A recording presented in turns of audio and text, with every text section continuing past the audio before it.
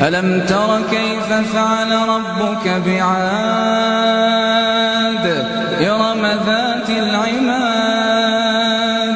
التي لم يخلق مثلها في البلاد وثمود الذين جابوا الصخر بالوادي وفرعون ذي الأوتاد الذين طغوا في البلاد فأكثروا فيها الفساد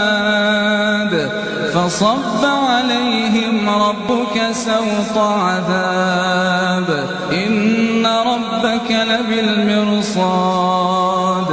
فأما الإنسان إذا ما ابتلاه ربه فأكرمه ونعمه فيقول ربي أكرمن وأما إذا ما ابتلاه فقدر عليه رزقه فيقول ربي أهانني كلا